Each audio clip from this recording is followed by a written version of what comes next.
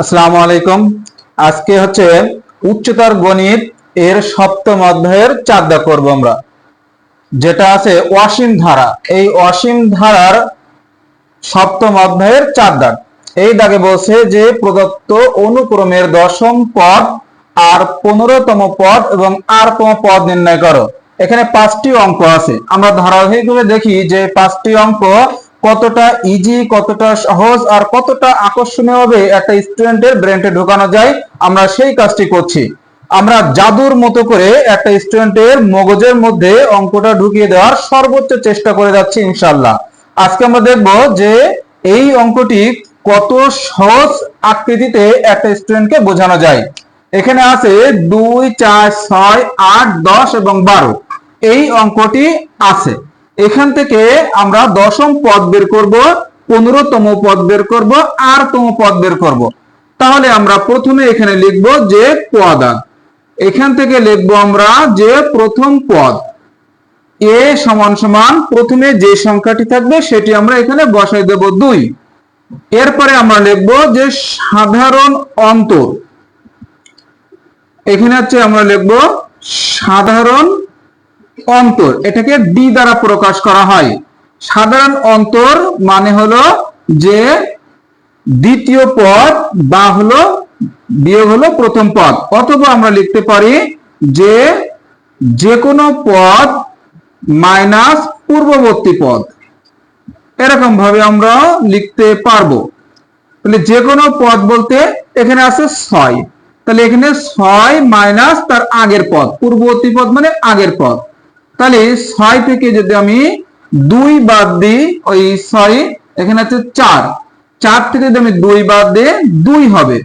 এমন ভাবে যদি আমরা 6 থেকে 4 বাদ দিই 2 হয়, 8 থেকে 6 বাদ দিলে 2 হয়, 10 থেকে 8 বাদ দিলে 2 হয়, 12 থেকে 10 বাদ দিলেও 2 হয়। অর্থাৎ যে কোনো পদ থেকে তার পূর্বের পদ বাদ দিলে যেটি মান হবে সেটাকে বলা হয় সাধারণ অন্তর, অথবা সাধারণ অন্তরকে d দ্বারা প্রকাশ করা হয়।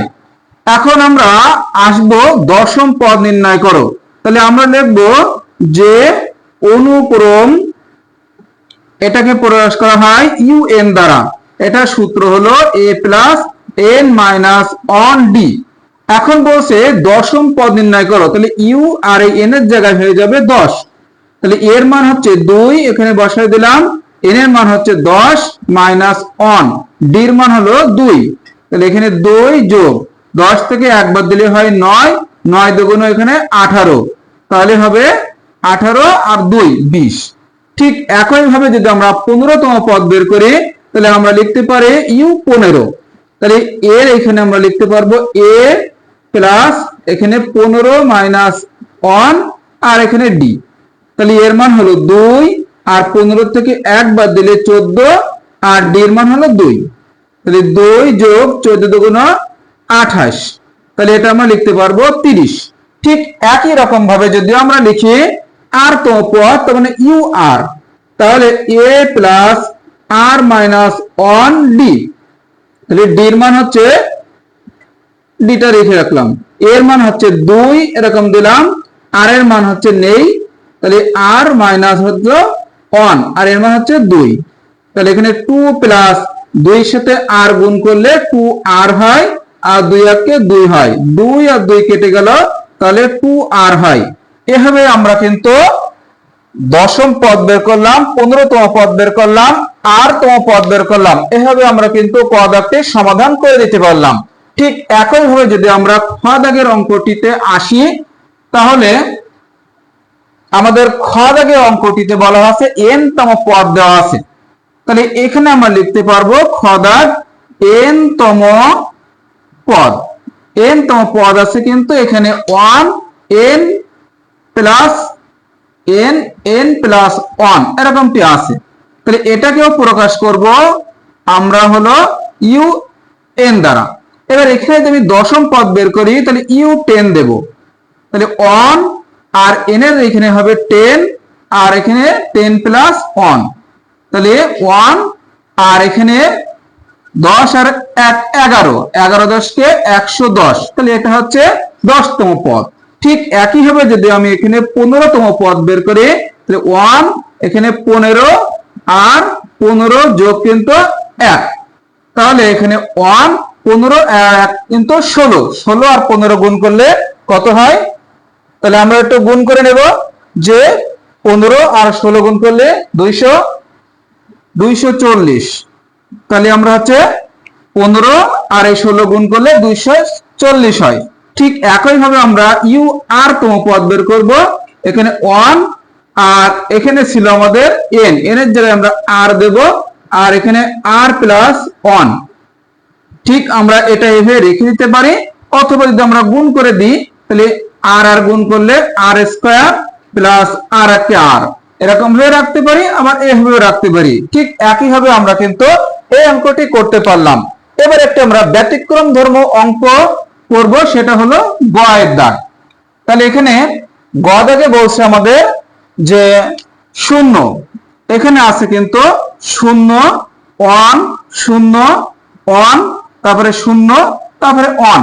আমরা সবাই জানি যে এটা প্রথম পদ, দ্বিতীয় পদ, তৃতীয় পদ, চতুর্থ পদ, পঞ্চম পদ, ষষ্ঠ পদ, এরকম ভাবে পদ আছে। তাহলে এটা প্রথম, এটা হচ্ছে দ্বিতীয়, তাহলে আমরা জানি 1 3 5, এটা হচ্ছে 2 4 6। অর্থাৎ দেখেন যে প্রত্যেকটি, এটা যদি প্রথম পদ যদি 0 হয়, দ্বিতীয় পদ হচ্ছে 1, অর্থাৎ এই মানটা যদি 1 ধরি আমরা, তাহলে প্রথম পদ, তৃতীয় পদ, পঞ্চম পদ, অর্থাৎ বিজোড় পদগুলোর মান হচ্ছে 0 আর জোড় পদগুলোর মান হচ্ছে কিন্তু 1। ঠিক একই ভাবে আমরা নির্ণয় করতে পারি এরকম ভাবে। এটা যদি আমরা ওই পদের সূত্রের আলোকে না নিয়ে এসে যদি আমরা জোড় বিজোড় ধরে অঙ্কটি সমাধান করতে পারি, তাহলে আমরা কিন্তু অনেক সহজেই করতে পারবো। তাহলে এখানে যদি আমরা লিখি যে বিজোড় পদগুলো, বিজোড় পদ গুলোর মান হলো 0, আর যদি আমরা লিখি জোড় পদগুলোর মান হলো 1। ঠিক এভাবে যদি আমরা আসি, তাহলে এখানে 10তম পদ বের করতে বলছে। তাহলে আমরা জানি যে 10তম পদটি হলো জোড় পদ। তাহলে আমরা যদি লিখি যে u10 সমান সমান জোড় পদে আসবে কত? 1। তাহলে অর্থাৎ u10 এর মান কিন্তু 1 হবে। কেন? কারণ এটি অবশ্যই কিন্তু জোড় সংখ্যা। এবার যদি আমরা আসি u15 মানে 15, তাহলে 15টি আছে বিজোড়, তাহলে বিজোড়ের মান হবে 0, তাহলে এইটার মান হলো 0। এরপরে আসবো আমরা r তম পদ ইউ আর। এখন এই rটা হলো জোড় না বিজোড় এটা কিন্তু আমরা জানি না, কিন্তু যদি এরকমটি হয় যে r এর মান 0 হতে পারে 1 হতে পারে, যদি আমরা এরকমটি না লিখি তাহলে একবার লিখবো আর ইউ আর সমান 0 যদি r সমান হচ্ছে জোড় হয়। আবার লিখবো আমরা যে ইউ আর সমান সমান 1 যদি r সমান সমান বিজোড় হয়। এভাবে আমরা কিন্তু অনেক সহজভাবে সূত্রবিহীন ভাবে এটি সমাধান কিন্তু করে দিতে পারি। এরকমটি আমরা কিন্তু করতে পারলাম। ঠিক এভাবে যদি আমরা অঙ্কগুলো করার চেষ্টা করি, তাহলে কিন্তু অনেক সহজ মাধ্যমে অঙ্কগুলো করে দিতে পারবো এবং মনে রাখবে। আমরা অবশ্যই চ্যানেলটি সাবস্ক্রাইব করে রাখবো পরবর্তী অঙ্কগুলো পেতে।